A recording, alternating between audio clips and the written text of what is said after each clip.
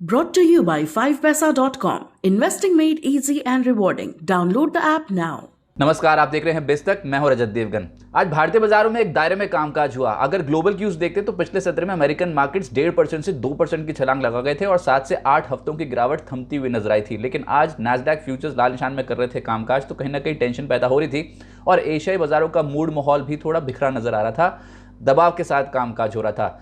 तो ऐसा लगा कि बाजार हो सकता है कि आज सरेंडर कर जाए, लेकिन सरेंडर करे नहीं, एक रेंज में फंसते हुए नजर आए डेफिनेटली, क्योंकि अभी एक्सपायरी नजदीक है मई सीरीज की और ऑप्शंस राइटर्स का बोलबाला है मार्केट में। आप देख रहे हैं बिस्तक पे मार्केट अपडेट। लेकिन एक और खबर है आपके काम की। 5 पैसा आपके लिए लेकर आया है एक एक्सक्लूसिव आईपीओ ऑफर। अपना डीमैट और ट्रेडिंग अकाउंट खोलिए 5 पैसा के साथ, जिसके जरिए आप किसी भी आईपीओ में इन्वेस्ट करते हैं, यूपीआई मैंडेट देते हैं, तो उसकी लिस्टिंग के बाद उस पर ट्रेड करने पर लगने वाली ब्रोकरेज पर आपको मिलेगा 2000 रुपए तक का कैशबैक। और ये ऑफर लिस्टिंग के 15 दिनों तक वैलिड रहेगा। तो देर मत कीजिए, डाउनलोड कीजिए 5 पैसा ऐप, जिसका लिंक डिस्क्रिप्शन बॉक्स में दिया है। आप तो सबको पता है, निवेश हुआ आसान और लाभदायक। आज के सत्र में जो ओपन हुआ 16225 का ओपन हुआ, 16262 का हाई है, लेकिन उसके बाद दिन भर उठापटक देखने को मिली। 16125 की क्लोजिंग, 89 अंक गवाकर निफ्टी ने की है। निफ्टी बैंक 42 अंक मजबूत होता हुआ नजर आया और सेंसेक्स में 236 अंकों की गिरावट आज के सत्र में दर्ज हुई है।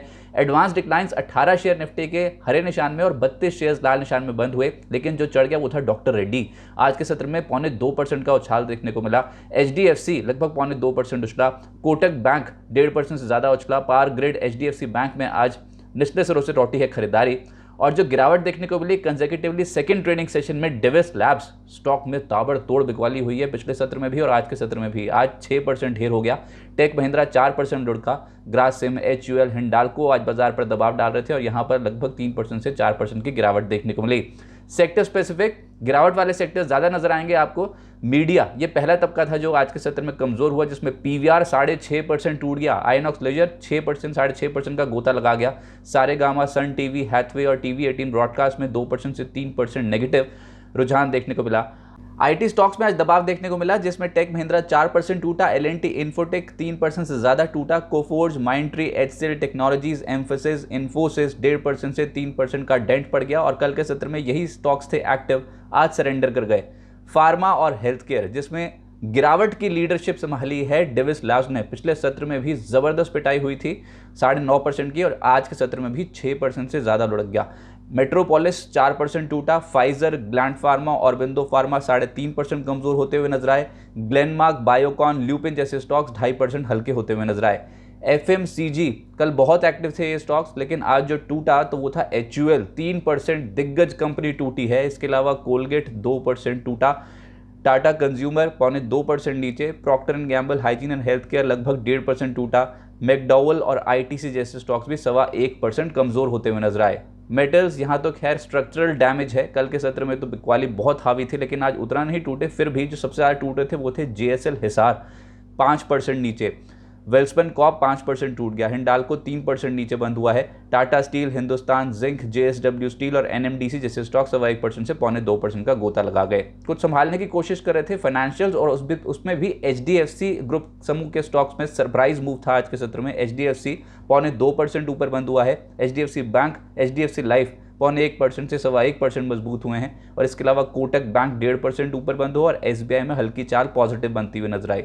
ऑटोज बहुत फेवरेबल इस समय तबका बनता चला जा रहा है और उसमें भी अशोक लेलैंड एक ऐसा स्टॉक जो लगातार 2 ट्रेडिंग सेशन में दमदार एक्शन में आज के सत्र में भी 4% उछला। सोना कॉमस्टार 2% ऊपर बंद हुआ। टीवीएस मोटर, एमआरएफ और हीरो मोटोकॉर्प में हरियाली देखने को मिली। एफएनओ गेनर्स सूची तो छोटी है, लेकिन कोरोमंडल ये स्टॉक है 52 हफ्ते की ऊंचाइयां छू रहा है और 4.5% आज का रिटर्न। अशोक लेलैंड यहां पर तेजी बनती हुई नजर आई। अब बॉट, एचपीसीएल, टीवीएस मोटर वायदा कारोबार पे एक्टिव हुए हैं। और एफएनओ लूजर्स में आज पीवीआर सबसे ज़्यादा टूटा है 6.5% के आसपास। इसके अलावा डिविस लैब्स, बलरामपुर चीनी, परसिस्टेंट और पीईएल जैसे स्टॉक्स आज के सत्र में ढेर हुए हैं और शुगर स्टॉक्स पे आज के सत्र में डेंट ज़्यादा दिखाई दे रहा था। मिड कैप गेनर्स की सूची में एक सरप्राइज मूव था, वो था जोमेटो। 14% उछल गया स्टॉक और इनका घाटा बढ़ा है सीक्वेंशियल आधार पर भी और वाई बेसिस पे भी देखोगे तो घाटा बढ़ा है। घाटा 67.2 करोड़ से बढ़कर 359.7 करोड़ हुआ है। आय जो है वो 1112 करोड़ से बढ़कर 1212 करोड़ हुई है, यानी कि 9% का जंप है। लेकिन इनका कामकाजी घाटा 488.8 करोड़ से घटकर 449.7 करोड़ हुआ है। और उसको अगर एडजस्ट कर लें, क्योंकि Q3 FY22 में 315.8 करोड़ का एक एक्सेप्शनल गेन कंपनी ने दिखाया था, तो अगर एडजस्ट करके देखेंगे एबिटा घाटे को तो वो 270 करोड़ से घटकर 220 करोड़ की फिगर आ रही है। यानी कि एडजस्टेड एबिटा घाटा थोड़ा कम होता हुआ नजर आया, पर फिर भी कामकाजी फ्रंट पे घाटा तो है। लेकिन शेयर पलट गया आज के सत्र में, जोरदार एक्शन में था, 14% ऊपर बंद हुआ। कल हमने पेटीएम के साथ भी यही स्टोरी देखी थी और आज जोमेटो के साथ भी यही स्टोरी होती हुई नजर आई। ब्रोकिंग हाउसेस की कमेंट्री हमेशा से ही जोमेटो पे पॉजिटिव है और ये हर लेवल पे पॉजिटिव थी, अभी भी पॉजिटिव है। 80 के स्तर पे भी पॉजिटिव थी, 100 के स्तर पे भी पॉजिटिव थी, उसके ऊपर भी पॉजिटिव थी। लेकिन मॉर्गन स्टैनली ओवरवेट रेटिंग को बरकरार रखे हुए लक्ष्य दे रहा है 135। जेपी मॉर्गन जोमेटो पे ओवरवेट रेटिंग बरकरार रखे हुए लक्ष्य दे रहा है 130। सिटी जोमेटो पर बाय रेटिंग बरकरार लेकर चल रहा है, लक्ष्य दे रहा है 80। लेकिन मैं आपको पहले आगाह कर दूं, हर लेवल पे जोमेटो के ऊपर ब्रोकिंग हाउसेस की रिपोर्ट्स पॉजिटिव ही आ रही थी। शिल्पा मेडिकेयर एक और कंपनी जो 10.5% उछल गई। एक तो नतीजे ठीक लगे बाजार को और ऊपर से कंपनी अपनी सब्सिडरी का एक आईपीओ लाने जा रही है, ऐसी घोषणा कर दी, उसकी वजह से 10.5% का रिटर्न मिला। हाइकल तनला प्लेटफॉर्म 6.5% उछलते हुए नजर आए। शारदा क्रॉपकेन कैम्बलिन फाइन बजाज इलेक्ट्रिकल और वेल्सपन एंटरप्राइजेस 4.5% से 6.5% उछल गए। मिड कैप लूजर्स में आज एक तगड़ा डेंट पड़ा है, वो है रूपा। जी हाँ, रूपा का शेयर आज 16.5% टूट गया और यहाँ पर एक जो खबर आई उसने ही निवेशकों का मूड खराब कर दिया।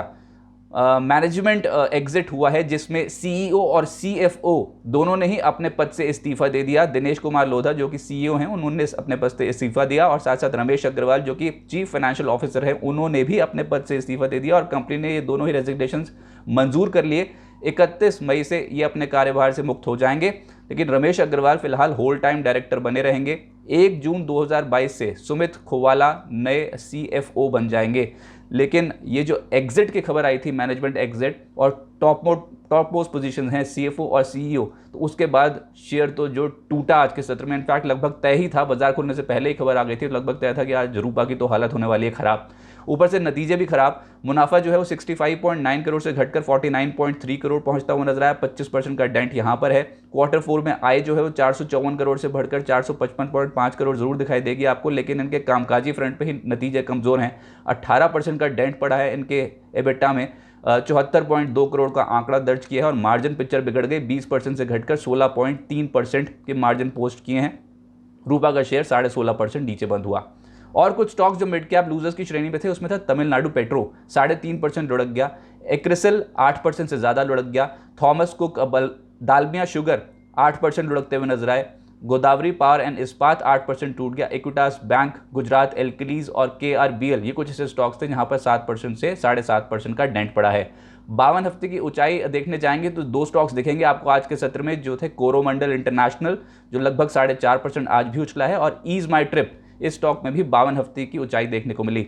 लेकिन 52 हफ्ते के निचला स्तर ढूंढने जाएंगे तो पूरी लिस्ट तैयार है और इसमें से कुछ ऐसे स्टॉक्स जो हम चुन के लेकर आए उसमें है इक्विटास बैंक 7.5% नीचे आज के सत्र में बंद हुआ है 52 हफ्ते के निचले स्तर पे। Divi's labs, ICICI securities, new India assurance, ये तमाम स्टॉक्स 1 साल के निचला स्तर छू रहे हैं। मेट्रोपोलिस, इसकी तो खैर वैसी हालत बहुत खराब है, कल के सत्र में उछला था लेकिन आज सरेंडर कर गया। मन्नापुरम, FSL, रैमको सीमेंट 52 हफ्ते के निचले स्तर पे हैं। रैमको सीमेंट के इनफैक्ट नतीजे आए थे और वो नतीजे थे कमज़ोर। इसके अलावा IDBI bank, lupin, Berger paints, Ipca labs बड़ी कंपनियां हैं जो 1 साल का निचला स्तर छू रही हैं। UTI, AMC, HDFC, AMC दोनों ही स्टॉक्स 1 साल के निचले स्तर पे हैं। Amaraja batteries, JSW steel, Shri cement, Godrej properties और लाल पाथ लैब्स 1 साल के निचले स्तर पे हैं। प्राइमरी मार्केट पे एक्शन आज बाजार में ठीक था जिसमें 2 कंपनियां लिस्ट हुई। एक था delivery logistics company, issue price 487 का रखा गया और लिस्टिंग प्राइस 495.2 के लेवल पे लिस्ट हुआ। हाई लगा दिया 568.90 का और क्लोजिंग है 536.25 की, यानी कि 10% का रिटर्न लिस्टिंग वाले दिन निवेशकों को मिला। तो लिस्टिंग ठीक समझी जाएगी मार्केट के मूड माहौल को देखते हुए। वीनस पाइप्स, यहाँ पर भी इशू प्राइस जो है वो 326 रखा गया और लिस्टिंग प्राइस जो था यानी कि ओपनिंग जो हुई वो 337.50 पे हुई। हाई लग गया 354.35 का और अपने दिन की ऊंचाई को छूते छूते बंद हुआ है। 8.7% आज के दिन का रिटर्न हुआ। तो दोनों ही लिस्टिंग्स आज के सत्र में ठीक थी। IPO अपडेट भी आपको दे दें, जो IPO खुला हुआ है वो है एथर इंडस्ट्रीज, स्पेशलिटी केमिकल कारोबार में है कंपनी। 26 मई तक ये इशू खुला रहेगा। 610 से 642 रुपये प्रति शेयर का इशू प्राइस बैंड रखा गया है और इशू साइज जो है वो है 808 करोड़ रुपए। 808 करोड़ रुपए कंपनी जुटाना चाहती है। पहले दिन 0.32 टाइम्स सब्सक्राइब हो चुका है। ई मुद्रा आज बंद हुआ है ये इशू। डिजिटल साइंस सर्टिफिकेशन कारोबार में है कंपनी और इशू साइज 413 करोड़ रुपए था जो कंपनी जुटाना चाहती थी। कंपनी के हाथ लग गई है रकम क्योंकि 2.72 टाइम्स ओवरऑल सब्सक्राइब होता हुआ नजर आया। अब आगे क्या होगा?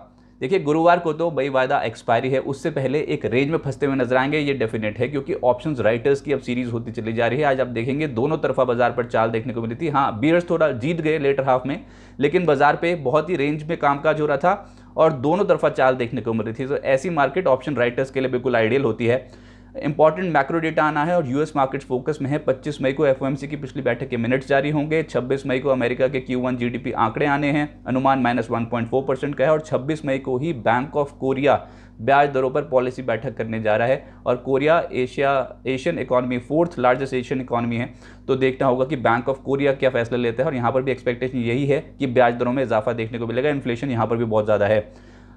अमेरिकी बाजारों के मूड माहौल के हिसाब से ही चलेंगे और आज के सत्र में भी देखा कि जैसे जैसे नैस्डैक फ्यूचर्स फिसलते हुए नजर आए थे वैसे वैसे मार्केट्स पे, हमारी मार्केट्स पे भी डेंट पड़ रहा था। हालांकि हमारे मार्केट्स अगर आप एशियन मार्केट्स के कंपैरेटिवली देखोगे तो उतना नहीं टूटे, बाकी की एशिया बाजार ज़्यादा टूटते हुए नजर आए थे। और साफ तौर पर आज हमारे मार्केट थोड़े संभलने की कोशिश कर रहे थे, लेकिन इस समय बुल्स और बियर्स के बीच में तगड़ी लड़ाई है। और देखिए, जो दो लेवल्स बहुत स्ट्रिक्टली बुल्स और बियर्स कैप्चर करने की कोशिश कर रहे हैं वो है नीचे 16,000 के लेवल को बुल्स बचाने की कोशिश कर रहे हैं।